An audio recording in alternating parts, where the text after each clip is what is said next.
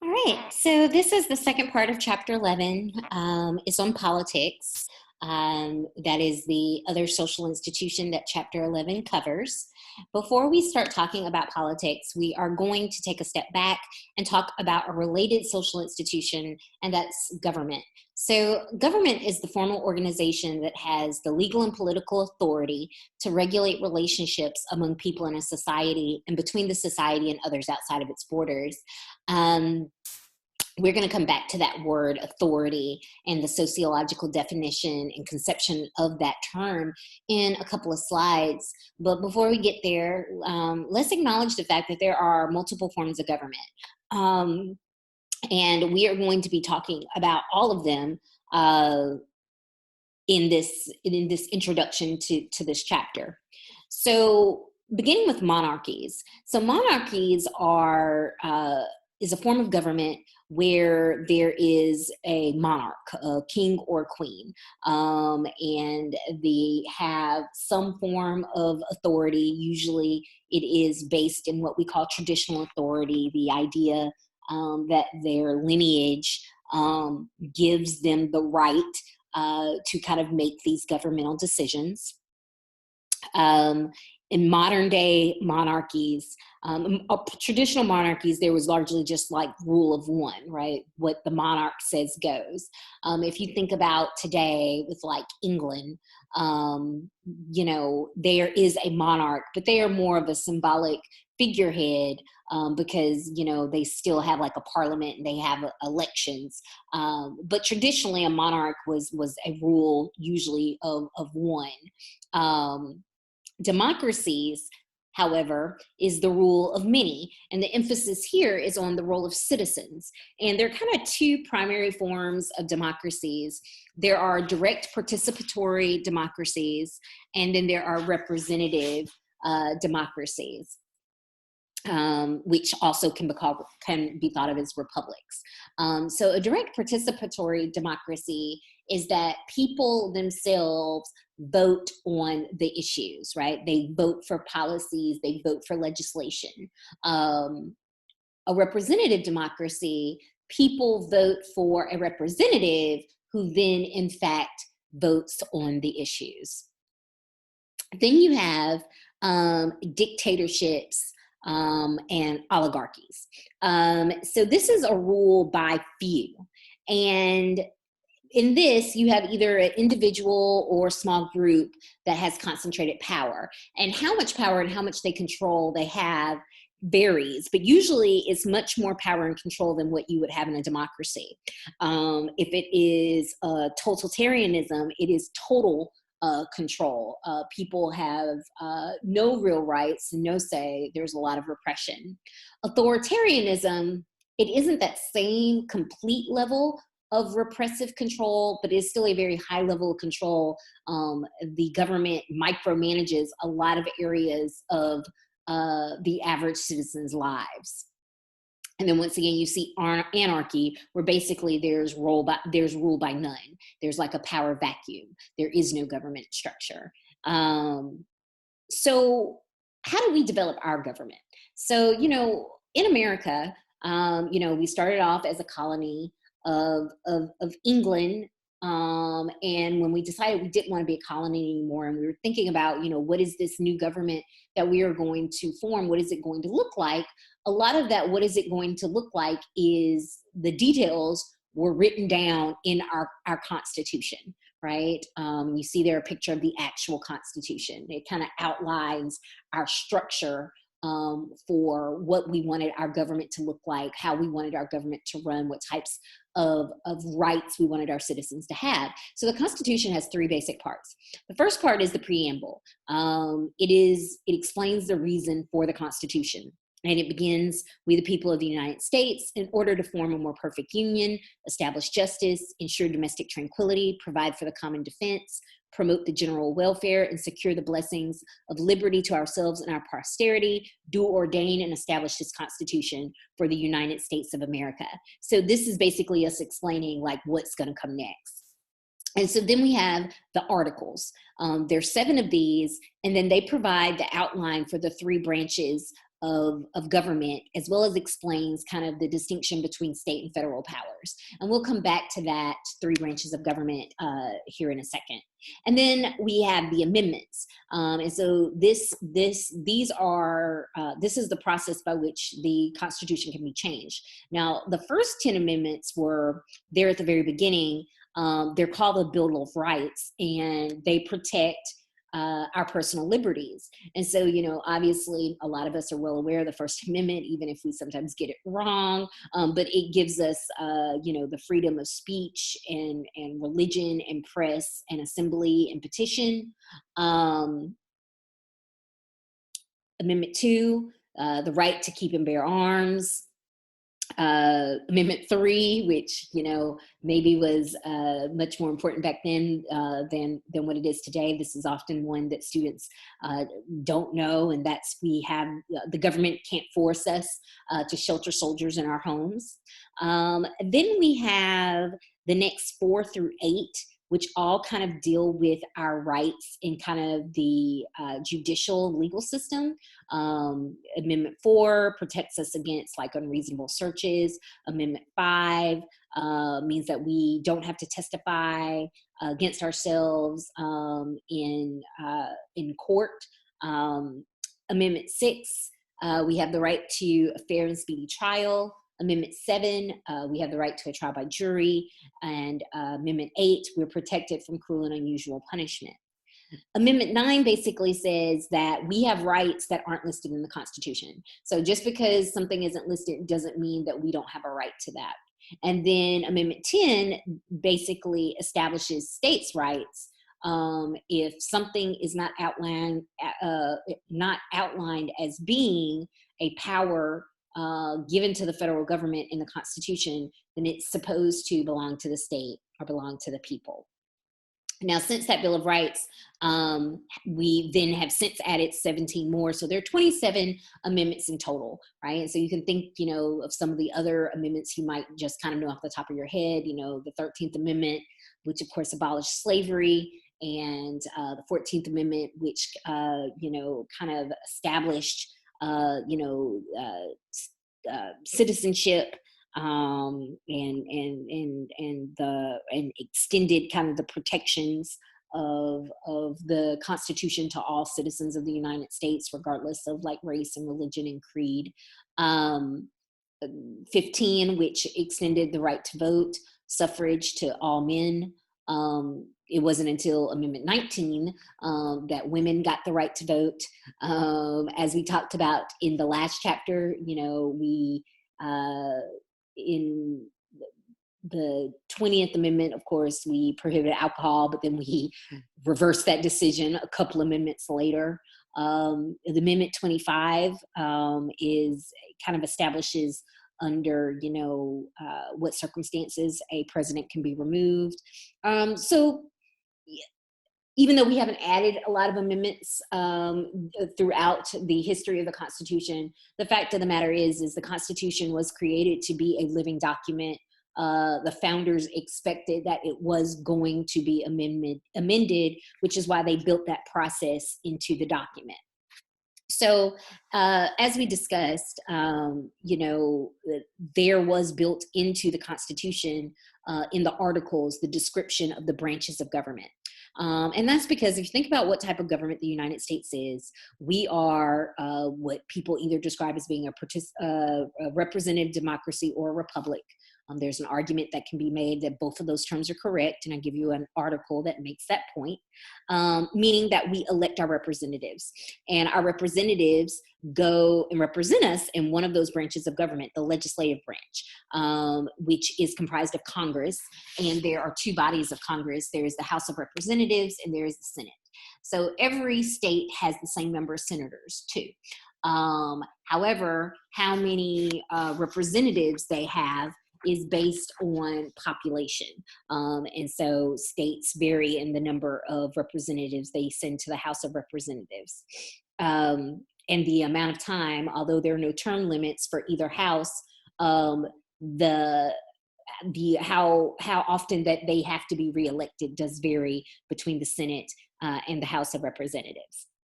Then we have the executive branch, which is, the White House. And the two main people kind of that fall in the executive branch are the two people that are on your, your presidential ticket. You have your president, you have your vice president, and then you have the judicial branch, and there is a whole elaborate system of federal courts and appellate courts. But the ultimate federal court is the Supreme Court. And there is a whole process by which presidents nominate individuals, and they have to be confirmed by the Senate.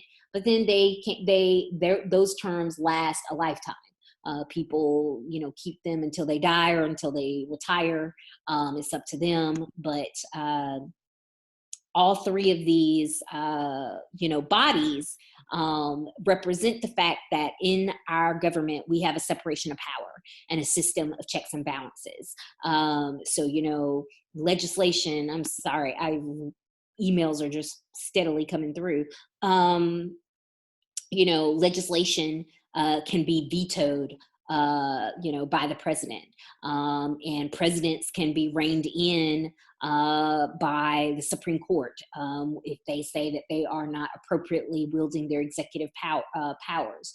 And, so presidents can do things like pass executive orders, but the Supreme Court has definitely pushed back on those in the past. So all three of these bodies represent the system of checks and balances. And being that our founding fathers came out of a country, came largely from countries represented by monarchs, where all the power was in the hands of one person, and who could be very capricious and did not necessarily, and therefore could be exploitative.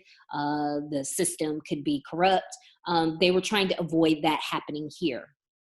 And so that's how our government is set up, just looking at the Constitution. But there are two other sociological terms that often come into play when you're talking about the United States government, one of which is legal rational authority, and the other which is bureaucracy. So we're going to start off by talking about authority, which is the next slide.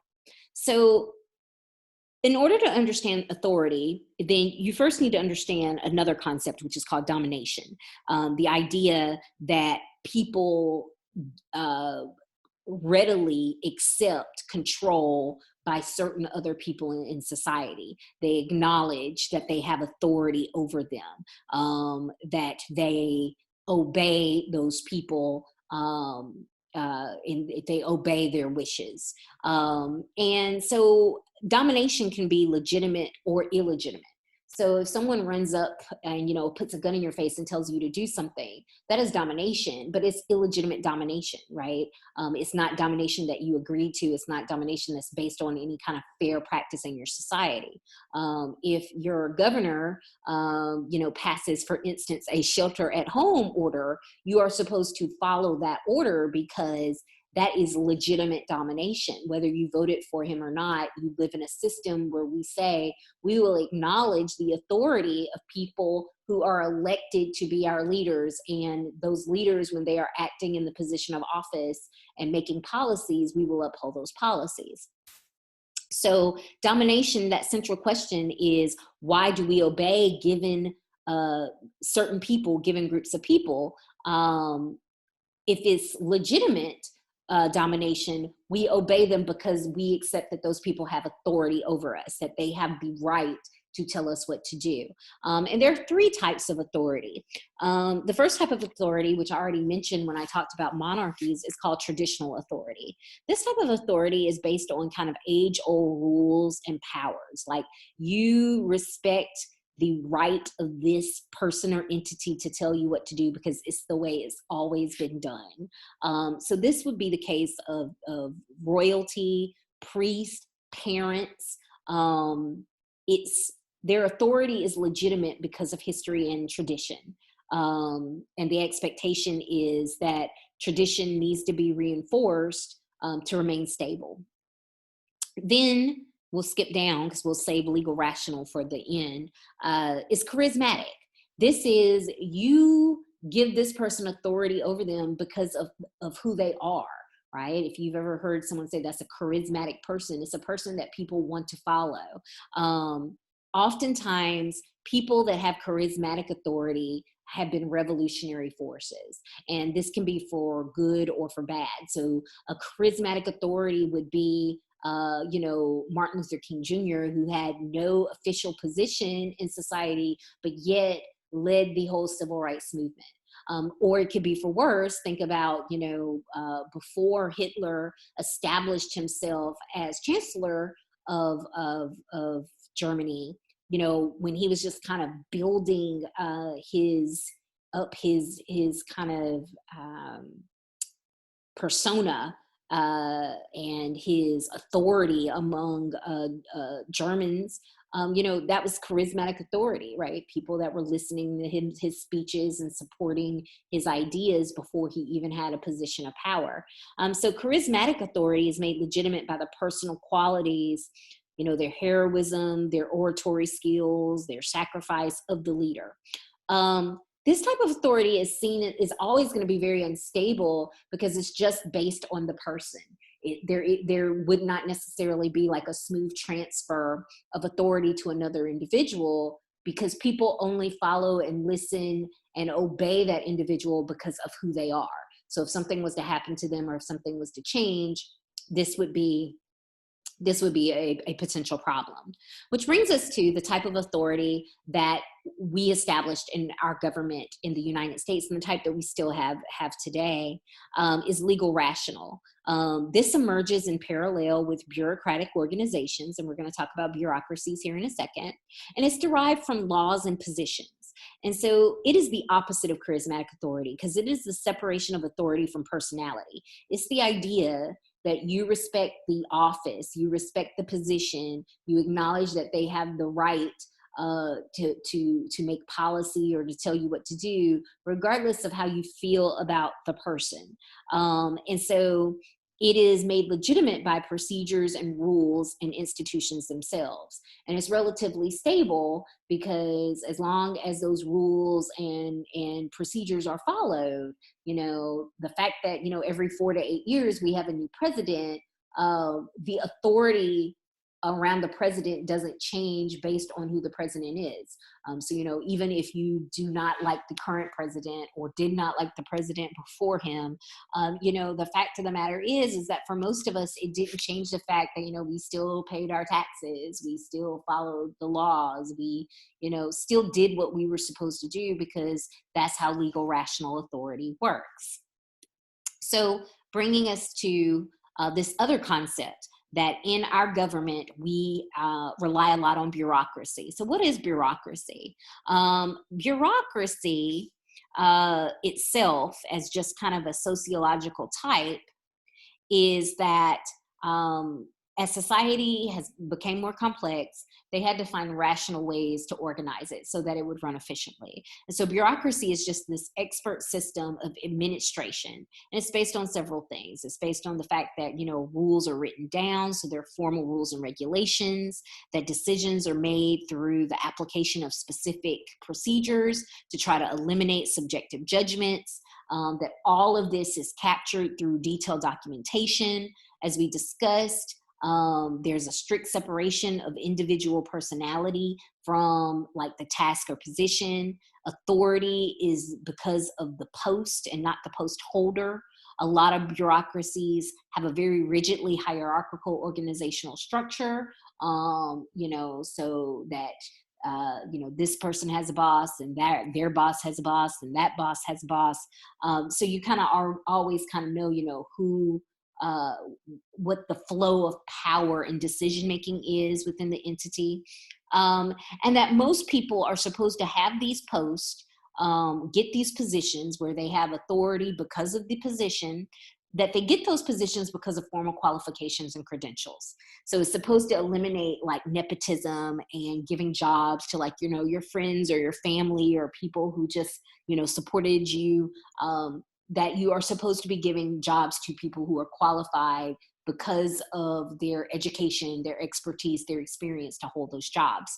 So what does this look like in our government? Where you really see bureaucracy is the fact that if you're not talking about like individual Congress people and their staff, and the executive branch, or the Supreme Court justices, that there are all of these other people that are what are pretty much just permanent government top tier civil service bureaucrats. Like, regardless of who's president, they are in this position, and they have a certain amount of power, but the power rests in the position, not necessarily in who they are as a person. And they are supposed to do their jobs upholding the policies and procedures of the government, regardless of political affiliation or ideology. For people that follow along with those types of conspiracies and concerns, you maybe see people when people are referring to the deep state. This is really what they're referring to, and it is that we do have this kind of permanent bureaucratic class in our government.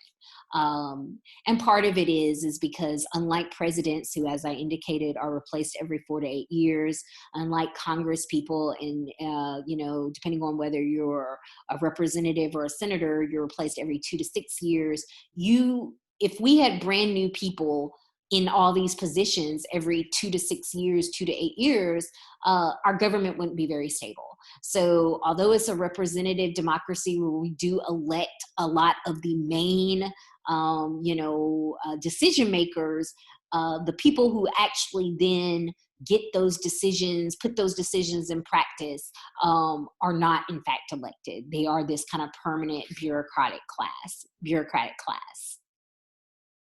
So the whole time that I'm discussing, elected, this brings us into our discussion, this concept of politics, because politics refers to the social institution through which power is acquired and exercised by certain individuals and governments. Individuals and groups. So, if government is about kind of, who in our society is given the power to kind of regulate the relationship between individuals within the society and within our society and other societies, politics is how people gain that authority, how they gain that power. This is our system by which you become the government. And so in politics, the primary players are political parties. And these are organizations whose purpose is to gain and hold legitimate control of the government. And they do this by, campaigning during election season on political platforms that are meant to appeal to individuals. And these political platforms are not perfectly related to political ideology, especially in a system like ours, which is just a two-party system. And that's just because there are a lot of political ideologies that can relate to everything from, how much government control do you think the government should have? What type of economic system do you support? You can kind of see in that little infographic that, there are all of these ways in which you can kind of place people along these continuums. But then when it's actually election season, and this isn't true of all countries, but it's true of America, and it's pretty much consistently been true throughout our history, is we largely just have two parties. And, right now, those two parties are the Republican Party and the Democratic Party. And so whatever your political ideology is, when it's election time, you are usually looking at, which one of these two parties best speaks to my ideology. And I just always like to emphasize that ideology isn't the same thing as political parties. Now, there is challenges to the two-party system. Largely, these challengers are rarely successful in being elected, especially to national office. Right now, libertarians have presented the most consistent and occasionally successful, if you're thinking about particularly the House of Representatives, or the Senate. So you will have people that run as independents or run as libertarians. But for the most part, our country largely is just a two-party system.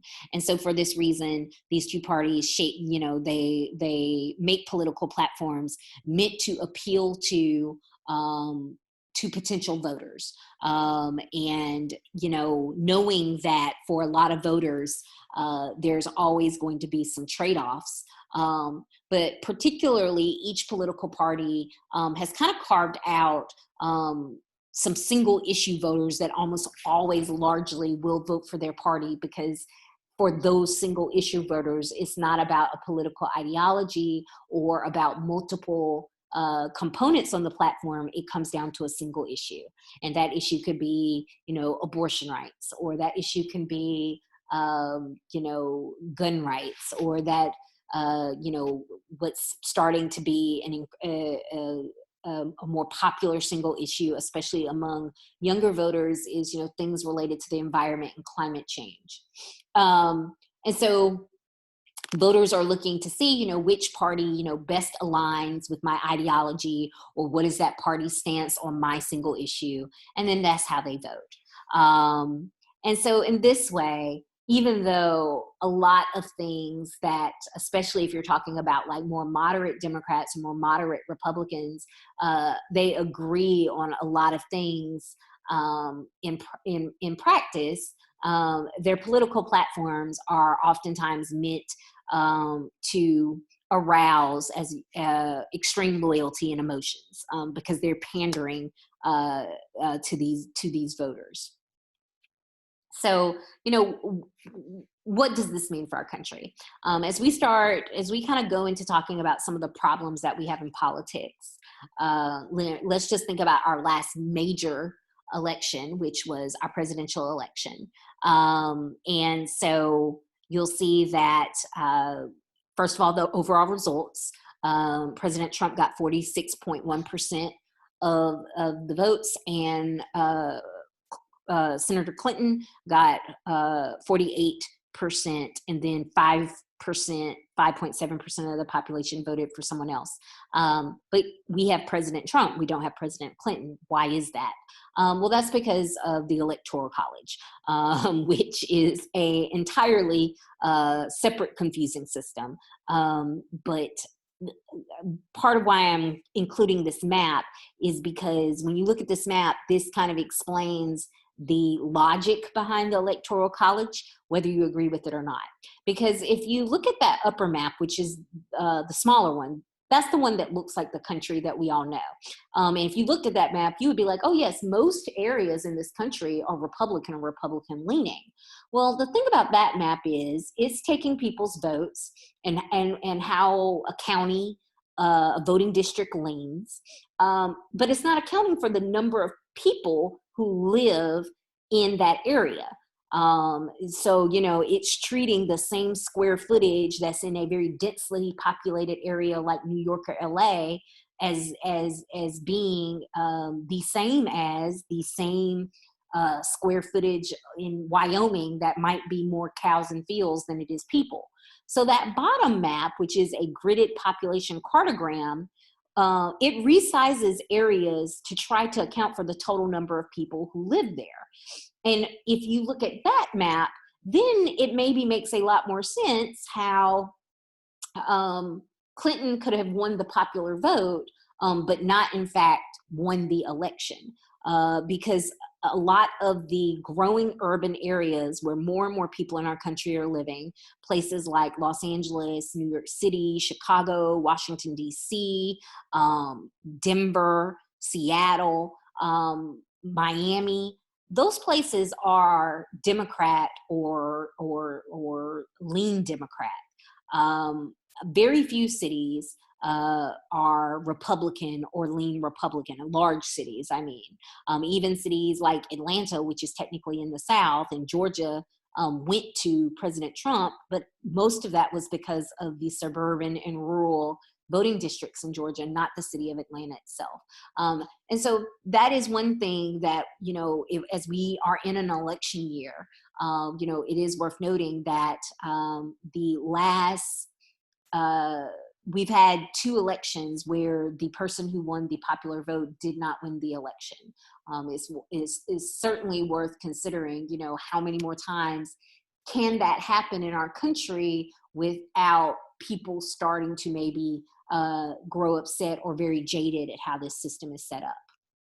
But before we even, tackle that whole electoral college issue, the larger issue is really that a lot of people in our country just don't vote at all.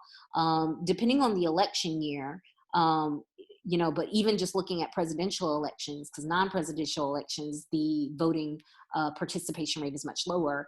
50 to 60% roughly of the population votes. This is barely over half. Um, there are a lot of other countries where there is much higher participation. And whether that's due to the fact that they have more political choices or because they have laws that require voting and penalties if they don't vote, both of those things are probably true. But it's worth noting that in America, we definitely have an issue with people who just don't vote. And so, as you can see, this hasn't always been the case. In the late 1880s and 1900s, there was a much higher percentage of people that participated in voting during presidential years. We saw that dramatic decline in the 1930s, and it never really rebounded after that. It just kind of always hanged somewhere between 55 and like 61, 62% of the population. And so, when you look at it, that means that depending on the year, the number of people who are voting eligible but don't vote, in some cases is greater than any percentage who votes for a specific candidate. And this just kind of gives you a map based on the country or based on the state, where you have people that vote more or less than the nationwide average. The olive states are 60% or more, which is about average or a little more than average, and then the pink states are 50 to 59%, which is a little less than the average. And then we have at least one state where it's less than 59%, less than 50%. So who is voting? Well, we can talk about it in terms of like age, race, social class, and gender. When it comes to age, consistently older people are more likely to vote. The 65 and older, as well as 45 and 64, vote at much higher rates than young people. 18 to 20-year-olds, for instance, have the lowest kind of participation rate.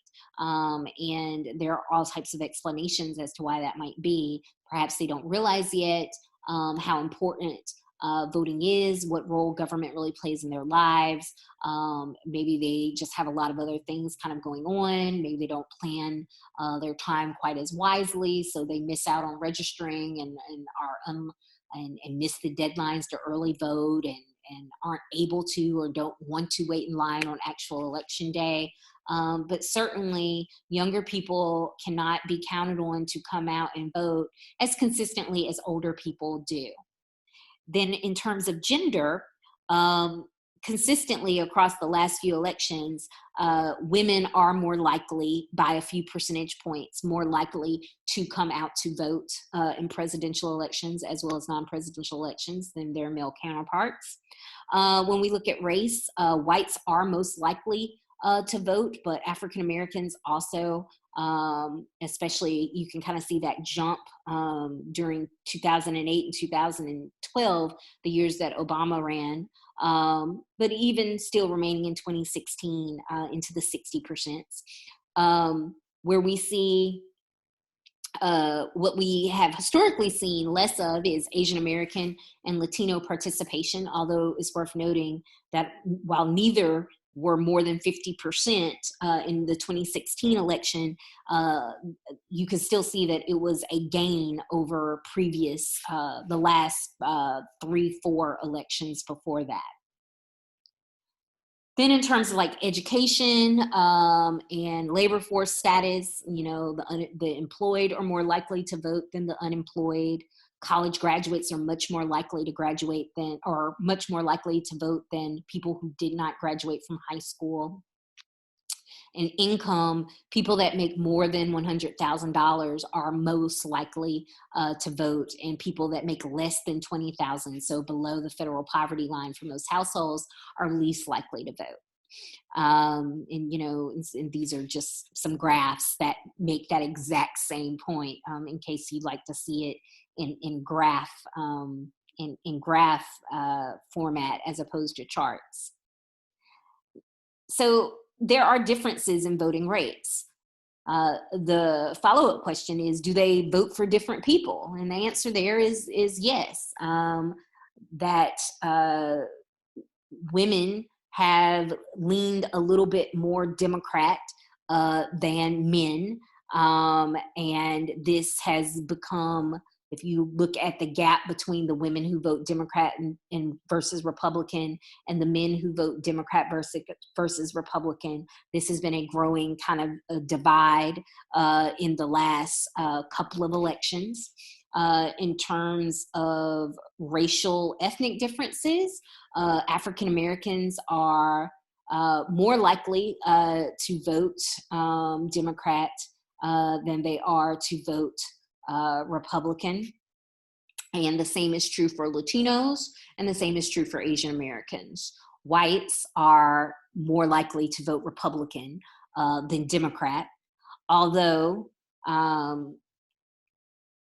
this is somewhat complicated when you, if you then do like an intersectional analysis that considers like education and gender, because college educated white women are more likely to vote Democrat. White men, regardless of education, are more likely to vote Republican.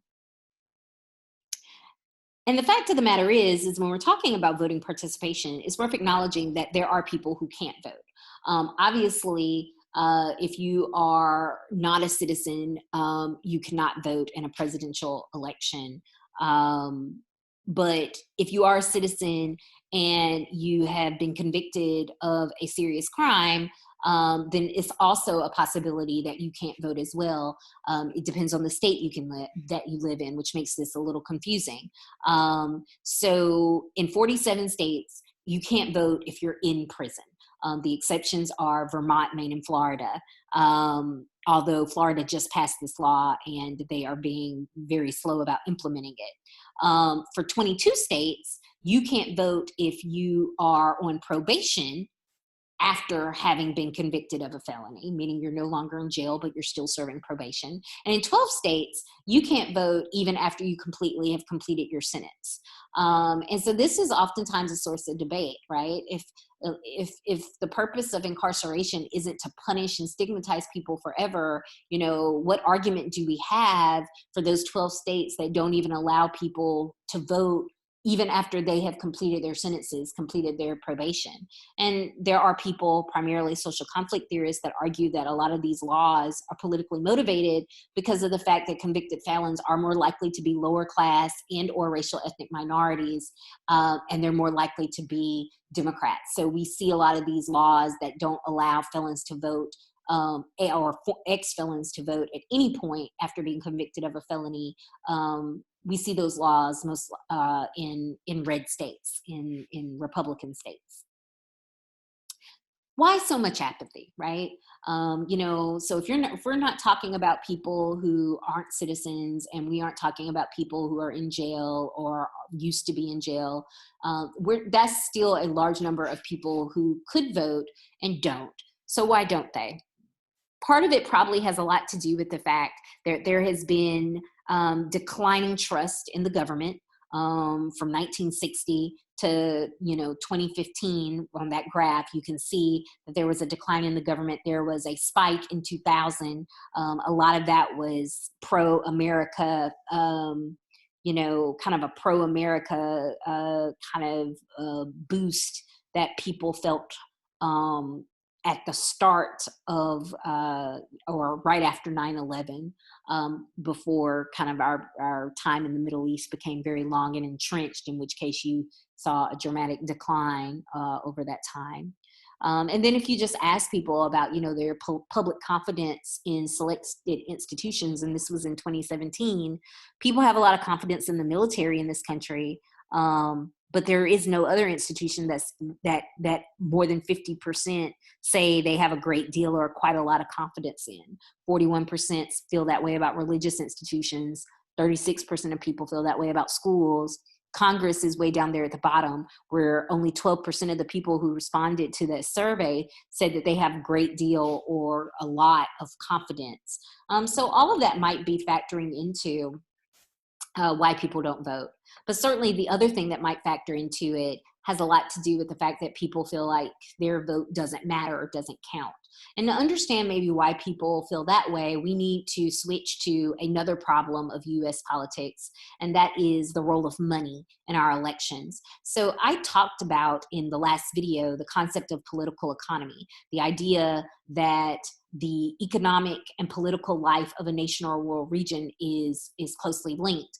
And I introduced this when talking about corporations and conglomerates and monopolies. But we're going to focus on that here because corporate wealth definitely influences the political process. So that whole notion of one person, one vote, not only does that not really play out that way because of the electoral college, but it also doesn't play out that way because some people's votes definitely matter more than others because of the amount of money attached to those votes. So let's talk about how that's the case. So one way we see the power of money in politics is through special interest groups. These are political alliances of people who are interested in some economic or social issue. And this could be everything from the NRA, the National Rifle Association, the AARP, the American Association of Retired Persons, the ACLU, the American Civil Liberties Union. But these groups, they buy political power through lobbying. They hire people who really all they do is they interact, seek meetings with government officials in order to promote their special interests, in order to try to influence government officials to vote a certain way or to pass certain legislation related to their special interest. And so the ability to lobby is based on the ability to do things like offer endorsements, contribute to political campaigns. So all of that comes back to money. Special interest groups, what they can offer officials is money and people. If you support gun rights, we will endorse you, and we have so-and-so members of the NRA who will see our endorsement and they will vote for you. Or, if you make sure that they, don't make any cuts to Medicare and Social Security, we will endorse you. And we will donate a lot of money to your campaign that we raise through our members. So, special interest groups are part of their power lies in their ability to offer financial support to candidates. And money is important in our politics just because of how campaigns are financed here. So total campaign spending for the 2016 elections was well above $1 billion. It is very expensive to run for national level office. It's very expensive to run for president. And campaign contributions, in order to be able to successfully run, to be able to run ads, to be able to hire staff and people to phone, call people and knock on people's doors, all of that takes money. And so you have to appeal to donors. And people make campaign contributions in the expectation that specific political objectives will be advanced. Now, for the average person, maybe people like you and me, I contribute $100, $200, to my preferred candidate. For $100, $200, I know that I'm not going to get a personal kind of audience with my candidate. I'm hoping that they'll win because I support their platform or some aspects about their platform. But imagine instead of $100, $200, that was $100, $1,000, $100 million even. In that case, what can happen is now that person has a very large outsized influence over that candidate. And this was, a cause for concern, because political action committees, PACs, organizations formed by groups to raise and spend money in support of political goals, there were these reforms that said that, you could only give a certain amount of money to a single candidate. You could only give a certain amount of money to a single party. So, the PACs did not have the same level of influence that they have now. And what changed was the 2010 Supreme Court case of Citizens United versus the Federal Election Commission. And what was largely decided was that corporations are people. And so in the same way that individuals did not necessarily have the same limits that PACs did, now they pretty much decided that corporations, PACs, didn't have these same limits either. So this dramatically increased the amount of money that was then put into play in elections. And so what we saw after the Citizens United decision was a rise of super PACs. And the thing about a super PAC is they could spend an unlimited amount of money, as long as they agreed that they could not work directly with the candidates. So they can't donate to candidates and parties, but they could advance a candidate or a party. They could promote them independently of the candidate itself. And that's why if you've ever maybe have seen a commercial or seen or watched an ad that popped up on Facebook, and and at the end it was like paid for by so and so and so committee. And then they'll maybe say like the candidate does not endorse this ad, or the candidate had nothing to do with this ad. They're basically just establishing that although they are campaigning for this individual, they're not campaigning in conjunction with this individual. But in this way, people that have the money to do this, they gain an outsized influence over elections. And this has become a cause of concern, because this does grant them access to our country's political leaders once they're elected. And your book asks the question, do wealthy people and powerful organizations shape the nation's political agenda? And if the answer there is yes, how concerned should we be about that? And so that is where I'm going to leave you for this video.